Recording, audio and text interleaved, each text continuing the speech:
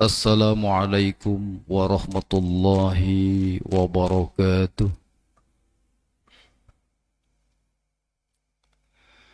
Alhamdulillahilladzi anara quluba ibadihil muttaqin. Wassalatu wassalamu ala khatamil anbiya'i wal mursalin wa ala alihi wa sahbihi wa man tabi'ahum bi ihsanin ila yaumiddin. Amma ba'du. Yang kami hormati takmir Masjid As-Siddiq, mudah-mudahan senantiasa dimuliakan Allah Subhanahu wa Ta'ala. Yang kami hormati tokoh agama, tokoh masyarakat, ustadz dan ustadzah yang mudah-mudahan senantiasa dimuliakan Allah Subhanahu wa Ta'ala. Yang kami hormati Bapak Ibu jamaah sholat subuh dan jamaah pengajian rutin Sabtu pagi dalam pembahasan kitab Bulughul Maram. Mudah-mudahan senantiasa dimuliakan Allah Subhanahu wa Ta'ala. Pertama, marilah kita panjatkan puji syukur kehadirat Allah Subhanahu wa Ta'ala. Alhamdulillah, pada kesempatan pagi hari ini kita bisa berkumpul di masjid ini tanpa ada satu halangan apapun. Tak lupa salawat beriring salam senantiasa kita kirimkan kepada junjungan kita Nabi besar Muhammad sallallahu alaihi wasallam. Mudah-mudahan kita termasuk umatnya yang akan mendapatkan syafaat di yaumul kiamah nanti. Bapak Ibu yang kami hormati, melanjutkan pembahasan kitab Bulughul Maram sampai kita hadis yang kelima dari pembahasan bab al-hassu ilal khusu'i fi shalah. Bab yang membahas tentang anjuran untuk khusyuk di dalam salat. Di dalam riwayat dari Anas radhiyallahu anhu ia berkata, qala Rasulullah sallallahu alaihi wasallam, bersabda Rasulullah sallallahu alaihi wasallam, idza kana ahadukum fi shalah, jika salah satu di antaramu melakukan salat, fa innahu yunaji rabbahu, maka sesungguhnya ia sedang bermunajat kepada Rabb-nya, sedang bermunajat kepada Allah Subhanahu wa Ta'ala. Fala yabsuqanna baina yadayhi wala an yaminihi, maka janganlah ia meludah ke hadapannya atau ke bagian depannya, wala an yaminihi, dan jangan meludah ke sebelah kanannya, walakin an shimalihi tahta qadamihi, akan tetapi kalau memang harus meludah, maka meludahlah di sebelah kirinya, di bawah telapak kakinya, atau di bagian bawah sedekat dengan telapak kakinya. Ma yu'khadhu minal hadis, kesimpulan hukum yang diambil dari hadis ini yang pertama, as-salatu fardhan au naflan mutinu munajati lillahi ta'ala.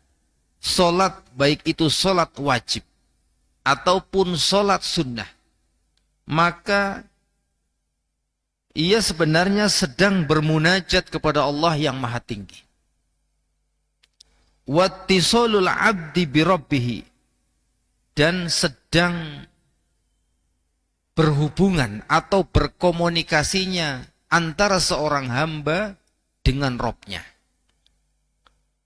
Maka dijelaskan dalam surat Toha, Allah Subhanahu wa Ta'ala berfirman, a'udzu billahi minasy syaithanir rajim wa aqimis sholata lidzikri, dan dirikanlah salat untuk mengingatku, kata Allah, untuk mengingat Allah.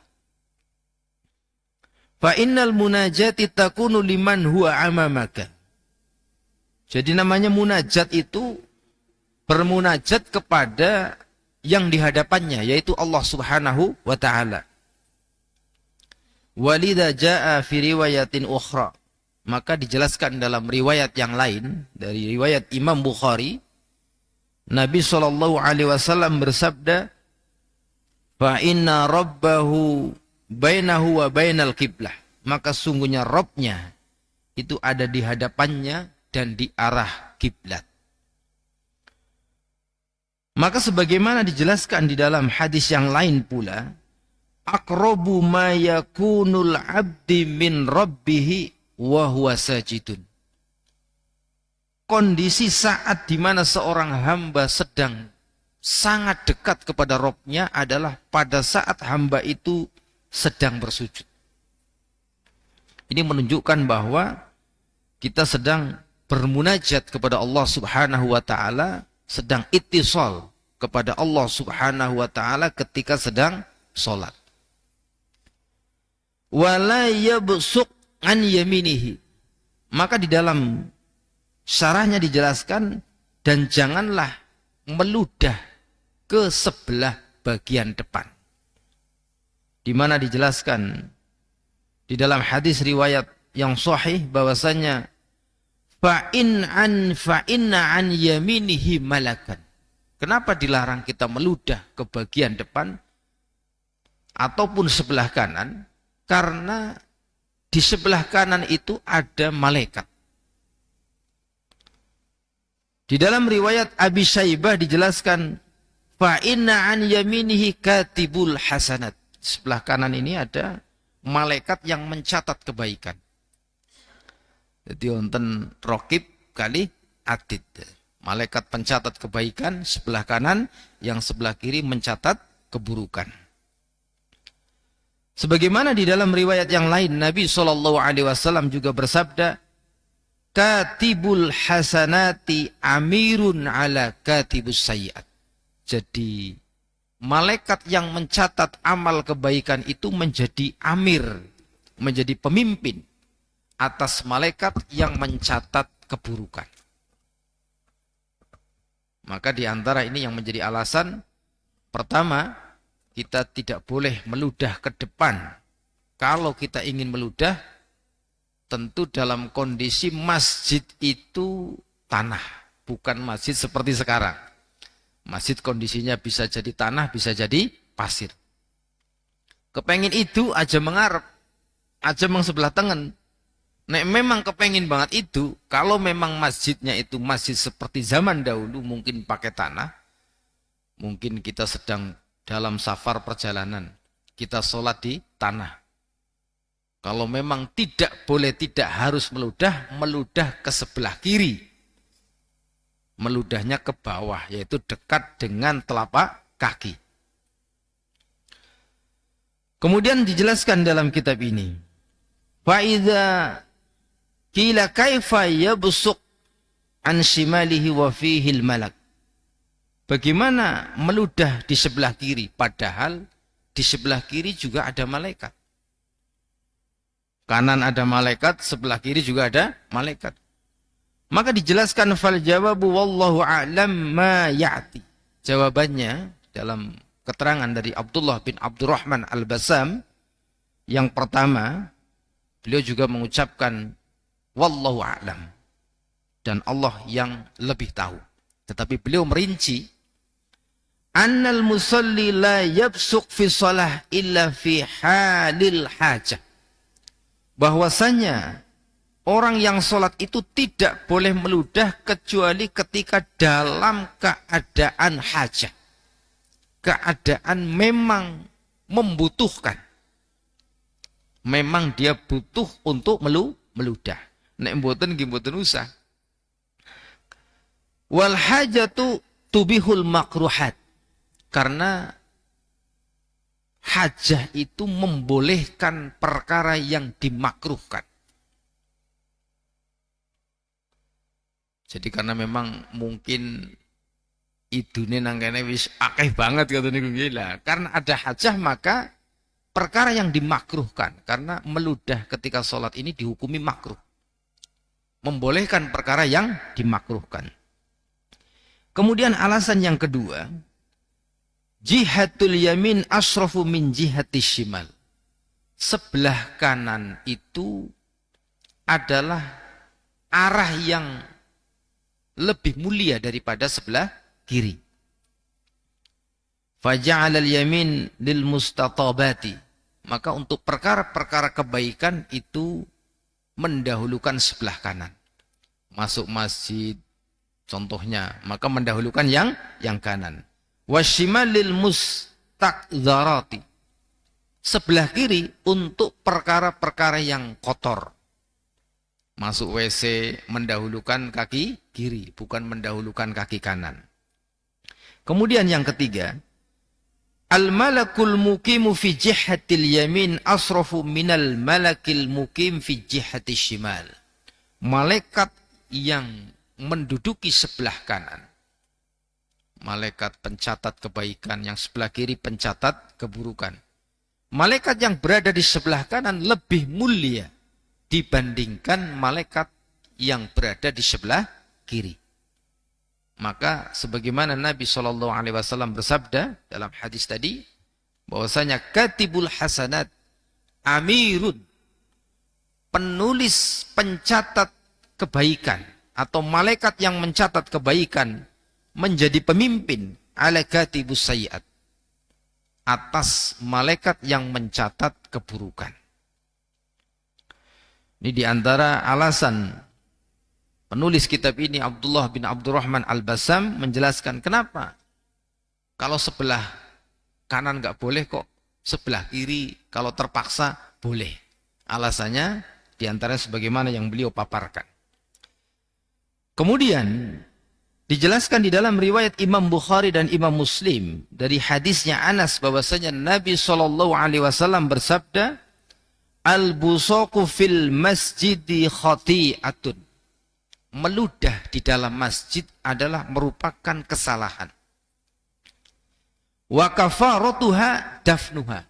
Dan kafarohnya, kalau itu memang ternyata kok dilakukan, adalah mengubur ludah tadi. Jadi dafnuha artinya itu kembali kepada ludah, air ludah yang dikeluarkan, bukan kepada orangnya. Maka kafarohnya, wis kadung itu berarti ya dipendem. Nah, kalau di karpet atau mungkin di keramik tentu dibersihkan. Dan dipendem mungkin duduk atau jadi dibersihkan. Karena kondisi masjid di kala itu ada kalanya belum menggunakan keramik. Mungkin zaman men malah urung ana keramik, zaman men mungkin nganggone ya wis pokoke lemah kayak gue ya, dipadetaken kata niku. Maka kafarohnya adalah dikubur. Kemudian dijelaskan al-Islamu yad'u ila an-nadhafah wat-taharatu wan-nazahah. Islam itu mengajak kepada kebersihan dan juga kesucian. Jadi Islam niku mungkin Islam ini termasuk agama yang paling mengajarkan kepada kebersihan. Kemudian di dalam riwayat yang lain, di dalam riwayat dari Anas radhiyallahu anhu, ia berkata, kana kiramun li Aisyah radhiyallahu anha, di mana Aisyah radhiyallahu anha memiliki tirai. Tirai niku nek cara kulan panjenengan niku korden, Pak. Nek cara zaman seniki korden, kain penutup. Memiliki tirai syatarat bihi janiba baitiha, yang menutupi bagian samping rumah Aisyah radhiyallahu anha. Faqala laha Nabi sallallahu alaihi wasallam, maka Nabi sallallahu alaihi wasallam bersabda kepada Aisyah, amiti anna kiramaki hadha. Nabi sallallahu alaihi wasallam bersabda kepada Aisyah, singkirkan atau alihkan tirai ini, fa innahu la tazalu tasawiruhu ta'ridu li fi salati. maka sesungguhnya tirai itu, korden itu, gambarnya selalu menggangguku di dalam sholatku. Keleres sak tunggaling wekdal Kanjeng Nabi weruh anak korden nang umah Aisyah radhiyallahu anha niku onten gambare. Yang bu gambar apa tidak dijelaskan secara spesifik. Intinya anak corak, ada corak tertentu. Kemudian Nabi SAW menyuruh supaya itu dialihkan dulu. Artinya tidak disuruh dibuang, tetapi dilihna kisit nyong nak weruh gambare dadi keganggu salate nyong. Nabi saja sholatnya terganggu dengan adanya gambar lah. Zaman ini kelas kulan panjenengan, Pak. Sholat sing nang ngarep nganggo kaosnya anak gambare, Pak. Nah, gambare gambar macan mamane nggih, terus atau mungkin gambar yang lainnya. Nah, maka sebaiknya ketika kita sholat itu masuk ke masjid, mungkin kita tidak terganggu karena gambarnya nang buri, Pak. Gambarnya nang buri, tapi yang di belakang kita ini nanti akan melihat gambarnya medeni temen ya dan lain sebagainya. Nah, kemudian dijelaskan dalam kitab ini kesimpulan hukum yang diambil dari hadis ini yang pertama, istihbabu ib'adu kullu ma yashghulul musalli min alwanin wa zakharifin takunu fi qiblatih. Dianjurkan kita itu untuk menjauhkan segala perkara yang bisa mengganggu orang yang sholat. Jadi ketika kita mau sholat, orang yang sholat itu dianjurkan menjauhkan atau menyingkirkan segala macam perkara yang bisa mengganggu sholatnya. Di antaranya nih, min alwanin, dari warna-warni. Warna-warni, corak-corak, dan lain sebagainya. Atau wazakharifin takunu fi qiblatih. Dan juga dekorasi yang ada di bagian kiblatnya. Artinya di bagian depan. Karena itu bisa jadi nanti orang yang sholat itu akan melihat dekorasi itu dan akan terganggu. Kemudian yang kedua, al-afdalu lil musalli ayyuqsadal amakin allati la yakunu biha ma yalhihi au yashghilihi an salatihi wa khuduru qalbihi fiha. Yang lebih utama orang yang sholat itu mencari tempat yang tidak ada hal-hal yang bisa melalaikan sholatnya dan juga bisa melalaikan hadirnya hati. Makanya termasuk nanti ada keterangan bahwasanya termasuk perkara yang dimakruhkan ketika masjid itu memiliki dekorasi yang terlalu berlebihan. Tentu dekorasi yang ada di dalam. Kalau di luar itu kan nggak mengganggu orang yang salat. Dekorasi yang di dalam. Kemudian selanjutnya dijelaskan dalam kitab ini. Innan Nabiyya sallallahu alaihi wasallam yuradu lahu ma yuradu li ghairihi minal bashar minal khawatiri. Sesungguhnya Nabi sallallahu alaihi wasallam itu terganggu sebagaimana perkara yang juga mengganggu orang lain. Karena manusia seperti kita ketika ada gambar terganggu. Nabi SAW pun manusia. Maka beliau pun terganggu. Cuma tentunya Nabi SAW itu maksum. Sementara kita tidak maksum. Jadi Nabi SAW pikirannya itu terganggu. Sebagaimana yang itu juga mengganggu manusia yang lain. Jadi nek umpamane kulan panjenengan kok sombong lah. Orang yang insya Allah bisa khusyuk, insya Allah bisa khusyuk. Aman insya Allah. Wong Kanjeng Nabi baik kordene anak gambare kata niku nggih, niku mawon terganggu aja maning kelase kelolan panjenengan. Kemudian karahatu zukhrafatil masajid wa tazwiquha, dimakruhkan dekorasi di masjid-masjid dan juga hiasan-hiasan yang ada di dalam masjid. Tentu dekorasi yang berlebihan, yang itu akan mengganggu orang yang sholat. Umpamanya kok nang bagian ngarep ana hiasan sing macam-macam katanya, sing mandan aneh, sing apik lah, sing terlalu bagus, maka kadang-kala lagi sholat deleng dan lain sebagainya. Kemudian selanjutnya, jawazu satrul juduri bisatatiri, bolehnya menutupi tembok atau dinding dengan satir atau dengan kain penutup. Jadi satir itu adalah tirai. Kalau bahasa kita biasanya itu menyebutnya dengan istilah korden. Ya, korden. Ya korden ya. Jadi lah niku angsal utawi diperbolehkan. Kemudian selanjutnya, innal khawatirillati ta'rada lil musalli la tubtilu salatahu. Sesungguhnya hiasan yang itu mengganggu orang yang sholat tidak membatalkan sholatnya. Jadi bukan batal sholatnya Pak, cuma mengurangi kekhusyuan.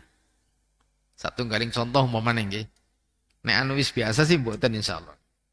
Jenengan mlebet nang satunggaling masjid, keleres nang masjid niku wonten kaligrafi nang ngarep iku ya. Nah, jenengan nek kira-kira men bisa ora terganggu salatnya sedurunge salat jenengan diwaca iki sita iku. Ampun malah mungkin jenengan pun salat malah maca, Pak. Lah, diwacai. Wa annal masajida lillah. Kemana iki? Lah umumane kok terus diwaca kabeh padahal kaligrafine mubeng, Pak. Nah, niku mungkin salate aja maning salat mung 2 rakaat katanya niku. Kadar kekhusyuannya akan berkurang. Tapi salatnya enggak batal. Jadi perkara yang mengganggu pikiran kita ketika salat tidak membatalkan salat. Cuma mengurangi kekhusyuan.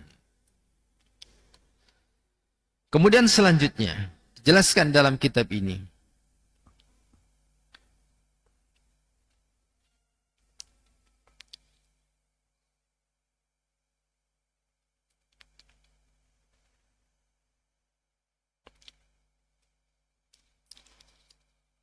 Dijelaskan dalam kitab ini,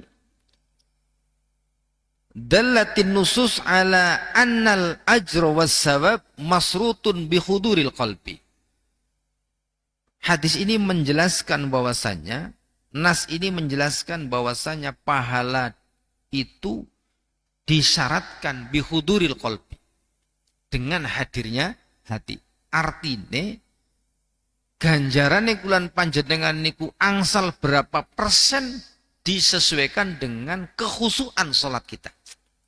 Maka pada pertemuan tahun yang lalu, 2025 sekarang, 2026 ya, tahun yang lalu, berarti minggu yang lalu itu kita membaca satu keterangan bahwasanya kadangkala seseorang itu salat hanya dapat 6%-nya, sudusuha.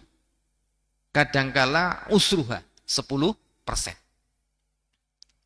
Jadi tidak sampai membatalkan sholat tetapi disesuaikan dengan kadar bihuduril qalbi, hadirnya hati. Wattafaqu ahlul ilmi ala karahati istiqbali ma yalhil musalli fi suratin aw narin aw sirajin. Ulama sepakat makruh hukumnya memasang di tempat sholat itu gambar atau api atau lampu-lampu. Yang dimaksud lampu-lampu yang sampai bisa mengganggu kekhusyuan. Bukan lampu untuk penerangan, bukan. Tetapi yang dimaksud yang bisa sampai mengganggu. Atau api yang dimaksud bukan api untuk menjadi penerang. Sebab zaman mien geni we nggo obor, Pak. Bisa jadi nganggo sempor. Tapi yang dimaksud api yang mungkin itu akan mengganggu kekhusyuan orang yang sholat. Atau mungkin di musola atau tempat sholat. Bisa jadi masjid dipasang gombor-gombor poting tretek. Gambar presiden, wakil presiden, menteri-menteri semuanya dipasang lah. Niki termasuk perkara yang tidak haram, tetapi dimakruhkan. Termasuk yang dimakruhkan. Kemudian, ihtalaful ulama'u fit taswiri. Ulama berbeda pendapat dalam hal taswiri waktina isura suarillati laha ruhun. Ulama berbeda pendapat dalam hal gambar makhluk bernyawa. Gambar yang ada ruhnya. Waqad atalal ulama ul jidal fi dzalika. Dan ini ada diskusi panjang di kalangan para ulama. Ada perdebatan panjang di kalangan para ulama tentang taswiri waktina issuarillati laha ruhun. Gambar makhluk bernyawa. Jadi yang dimaksud itu momennya gambar macan, gambar mendo dan lain sebagainya. Maka dijelaskan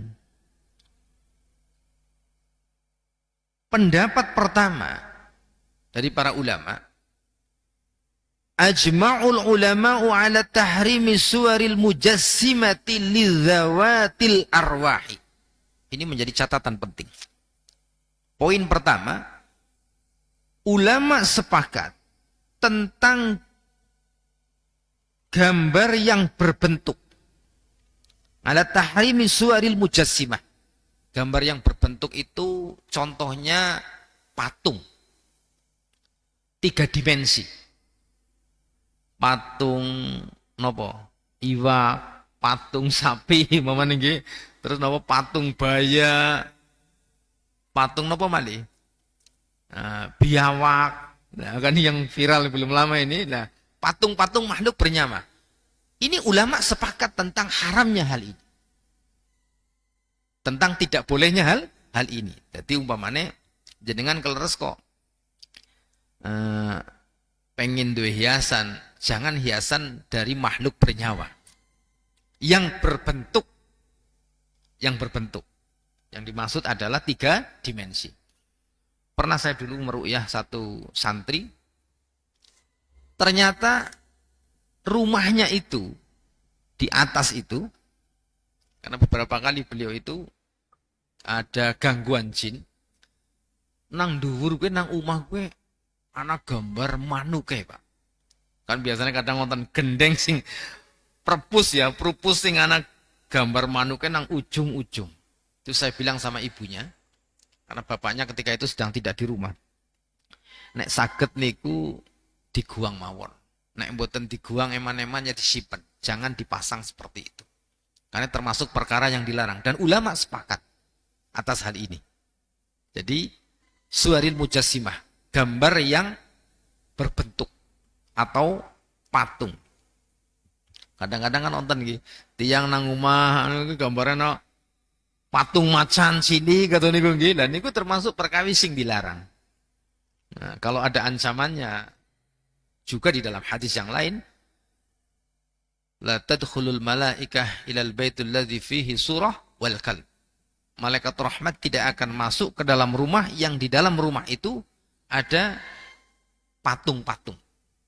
Wal kalb, dan juga ada anjing. Kemudian yang kedua, jumhurul ulama'u, mayoritas para ulama, yakhassasuna min umumin nususi la'ibal atfali. Kemudian mayoritas para ulama mengecualikan dari keumuman larangan itu. Jadi patung-patung, gambar-gambar makhluk bernyawa yang berbentuk tidak boleh. Tetapi mengecualikan mayoritas para ulama adalah la'ibal atfal, yang untuk mainan anak-anak. Bahasa kulan panjenengan niku boneka, Pak. Nah, mayoritas para ulama membolehkan boneka-boneka yang itu memang untuk mainan anak-anak. Lah boneka kan kadang anten boneka gambar kancil kata niku nggih, boneka gambar kucing dan lain sebagainya. Walaupun memang boneka pada zaman Aisyah radhiyallahu anha dulu pernah bermain boneka, tentu berbeda dengan boneka zaman sekarang. Nek zaman siki boneka itu ya mandan persis iku lho, Pak. Nek dulu mungkin hanya kain yang dibundel-bundel nanti dan lain sebagainya. Tapi itu perkembangan zaman. Tapi mayoritas para ulama, kalau itu laibal atfal, boneka-boneka yang untuk mainan anak-anak, itu termasuk yang diperbolehkan. Menurut mayoritas para ulama. Di mana di dalam hadis, di dalam riwayat dijelaskan bahwasanya di dalam riwayat Imam Bukhari dan Imam Muslim dari Aisyah radhiyallahu anha, ia berkata, "Kuntu al'abu bil banati inda Nabi sallallahu alaihi wasallam." Di mana Aisyah radhiyallahu anha, karena Aisyah radhiyallahu anha menikah dengan Nabi masih berumur anak-anak. Umur pinten tahun ini? 8 tahun ya. 8 tahun apa 9 tahun? 8 tahun ya, masih kecil. Maka Aisyah radhiyallahu anha itu bermain dengan anak-anak sebayanya, anak-anak perempuan.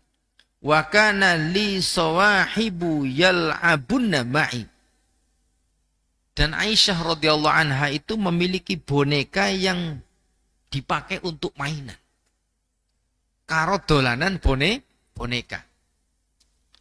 Maka ini menunjukkan tentang kebolehan. Kalau itu suwaril mujassimah, gambar yang berbentuk, tetapi itu untuk laibal atfal, untuk mainan anak-anak.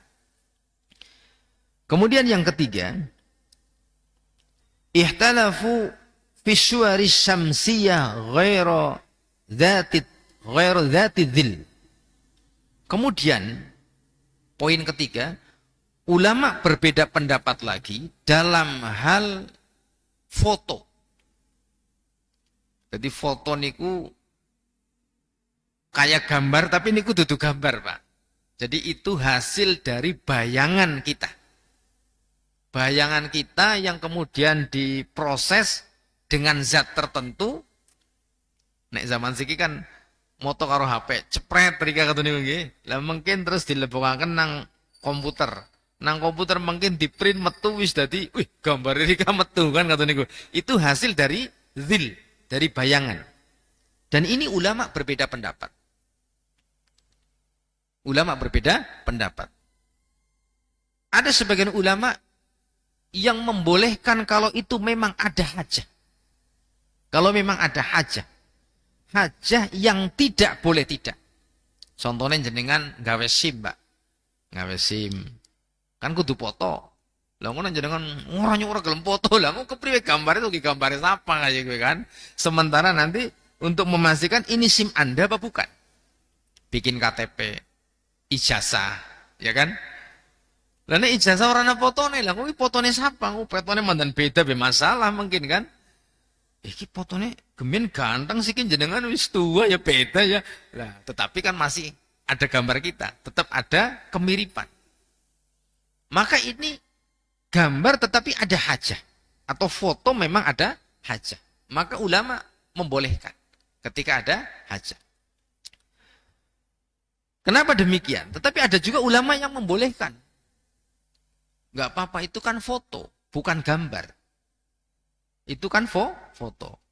Makanya kadang ada orang yang memajang foto dan lain sebagainya. Karena itu bukan gambar. Tapi yang terbaik adalah sebaiknya tidak dipajang. Tidak dipajang. Kalau toh kita perlu untuk dokumentasi. Kecuali memang satu kondisi yang memang harus. Yang itu mendesak.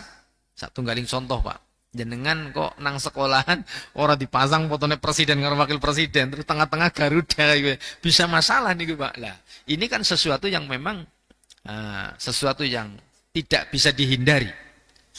Dan harus dipastikan yang dipajang itu memang foto, Pak. Foto. Karena foto itu beda dengan lukisan. Jadi itu foto. Istilahnya kalau dijelaskan dalam kitab ini Fiswari syamsiyati ghairu dzati dzil. Jadi foto. Fadhahaba ba'dahum ila khilli mislu hadhihi suwari. Sebagian ulama membolehkan hal ini. Membolehkan foto. wa annaha hiya dhillu syahsi habasathu mawadin ma'rufatin. Karena foto itu adalah bayangan yang kemudian dikasihkan kepada benda-benda tertentu. Nek cara zaman biyen niku kan ngafdrek foto, Pak, istilahnya ngafdrek foto. Ngafdrek foto zaman biyen niku ribet. Orang kayak zaman siki langsung jadi. Zaman dulu bisa telung dina, rong dina. Atau kalau yang langsung jadi itu kadang-kadang nanti direndam dulu, nanti dijemur dulu dan lain sebagainya. After. Karena ada zat tertentu. Yang itu sebenarnya dari bayangan makhluk atau kita. Atau orang yang difoto. Wa illa. Karena kalau tidak bolehnya foto, lanuhiya anil surati lati tadharu fil mir'ati. Maka tentu nggak boleh pula kita bercermin, Pak. Foto niku kan pada karo pengilon, Pak. Nah, nek foto dilarang, menurut ulama yang berpendapat membolehkan ini, nek menurut nek foto kok dilarang, berarti dewek ngilo ya dilarang. Karena foto itu adalah bayangan dari kita. Atau juga wal ma'u safi wa nahwi dzalik wallahu a'lam. Dan juga air bening yang dipakai untuk bercermin. Pemane kulan panjenengan kok age orang duwe pengilon niku ya. Ana banyu bening deleng atau niki kan ketinggal. Maka itu juga dilarang. Maka ulama ini membolehkan. Sebagian ulama membolehkan foto nggak apa-apa. Karena foto itu bukan suaril mujassimah. Tetapi foto itu adalah bayangan dari makhluk hidup. Atau bayangan dari kita. Jadi tetap Abdullah bin Abdurrahman Al-Basam dan juga ulama yang berpendapat demikian mengucapkan wallahu a'lam. Wallahu a'lam. Dan Allah yang lebih tahu. Jadi ada yang berpendapat enggak membolehkan. Ya silahkan. Karena memang ada ulama yang berpendapat demikian. Ada yang membolehkan tapi karena ada hajat. Ada juga ulama yang membolehkan. Karena memang itu sama seperti bayangan kita ketika berada di cermin. Ketika berada kita di dekat air yang bening. Ngilu gampangannya. Bulan panjenengan niku ngilu. Utawi ngajak. Dan ketika saya melihat di beberapa sudut di kota Mekah, di Madinah, itu juga banyak gambar-gambar raja-raja mereka. Niku enten. Dipajang. Isamilah kali kulan panjenengan tentang Indonesia niku nggih gambar presiden, wakil presiden kan katanya gambar dewek kan ya ora dipajang katanya nggih. Siapa sing arep majang gambar dewek kan. Nah, itu sesuatu hal yang memang menurut sebagian ulama diperbolehkan karena itu bukan gambar atau mungkin untuk kepentingan edukasi. Edukasi atau iklan. Jenengan pamane nggih satunggaling contoh promosi sekolah. Promosi pondok pesantren. Maka kalau yang mengambil pendapat nggak boleh, kecuali ada hajah yang mendesak, itu hanya tulisan tok, Pak. Tulisan tok. Tapi ketika kita mengikuti yang membolehkan, karena memang ada ulama yang membolehkan, ya sudah. Gambar-gambar kegiatan santri kita untuk menjadikan gambaran ya gitu. Oh ya kegiatannya memanah, kegiatannya berenang, kegiatannya berkuda dan lain sebagainya. Dan itu tidak perlu dipertentangkan. Karena memang ulama pun berbeda pendapat. Dan ini ada jidalul atwal. Ada perdebatan panjang di kalangan para ulama. Atau ulama ul jidalu fidzalik. Ada diskusi yang panjang. Jadi bulan panjenengan kantun saling menghargai. Tapi nek saged niku ketika memang tidak mendesak, tidak sangat diperlukan, nggak usah. Jenengan duwe foto pirang-pirang, foto keluarga dan lain sebagainya, udah simpan, kan gitu. Nggak usah terlalu berlebihan dipajang dan lain sebagainya. Kalau toh ada yang memajang, memang ada ulama yang membolehkan kalau itu foto. Tapi patung suwaril mujassimah, ulama sepakat boleh. Jenengan memanai tes plesirkan Bali. Begitu plesirkan Bali jenengan oleh-oleh apa? Enggak apa? Boneka, utama patung. Patung apa? Patung kewan dipasang, patung gajah. Lah itu kalau tidak untuk mainan anak-anak, artinya bukan boneka, maka ulama sepakat enggak boleh. Karena itu gambar yang berbentuk. Sampun suruh nopo 7 menit ya.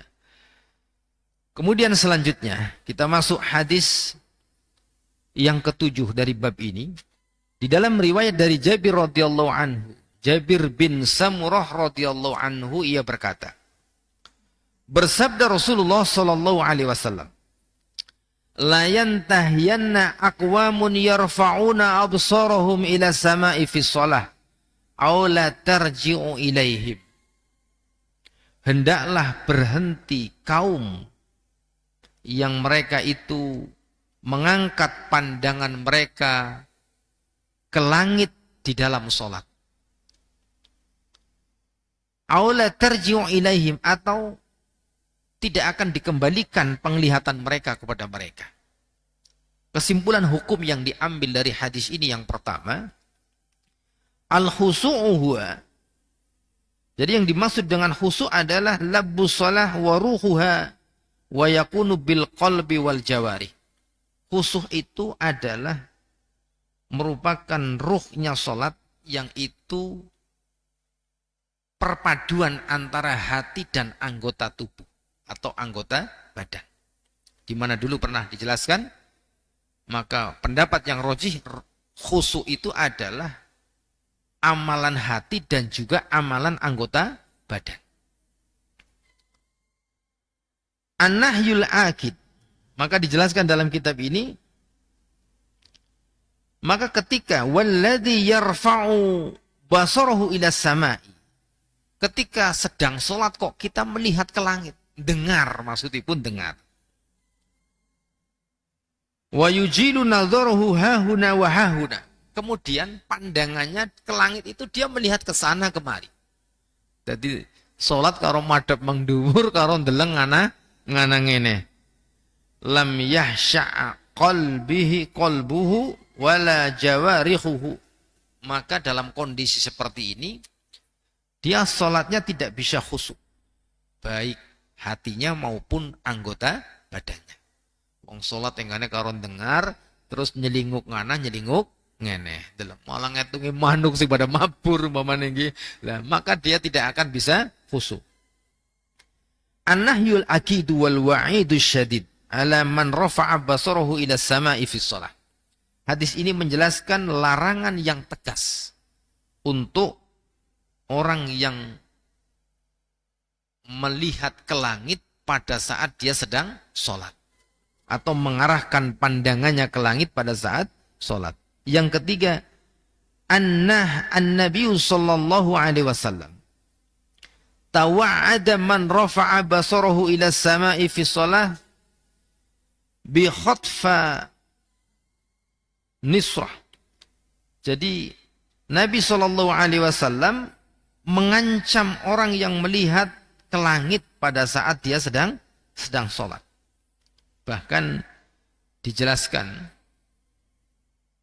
dalam hadis tadi, aula yarji'u ilaihim, aula tarji'u ilaihim, atau nanti pandangan mereka tidak akan kembali lagi. Artinya dengar terus kata niku. Ora bisa temungkul maning. Ini merupakan bentuk ancaman. Ancaman yang tegas, merupakan an-nahyul akid, larangan yang tegas. Kemudian hadzal wa'idu yadullu ala tahrimi rafa'al basar ila sama'i fi shalah. Maka ancaman ini menunjukkan haramnya hal yang demikian ini ketika sedang sholat melihat ke langit. Imam An-Nawawi menjelaskan, ajma'ul ulama'u ala tahrimihi. Sepakat ulama atas haramnya hal ini. Kemudian rafa'al basaru manafi li'adabi shalah wa maqamuha. Mengangkat pandangan ke langit pada saat sholat ini dia akan menghilangkan adab sholat dan kedudukan sholat.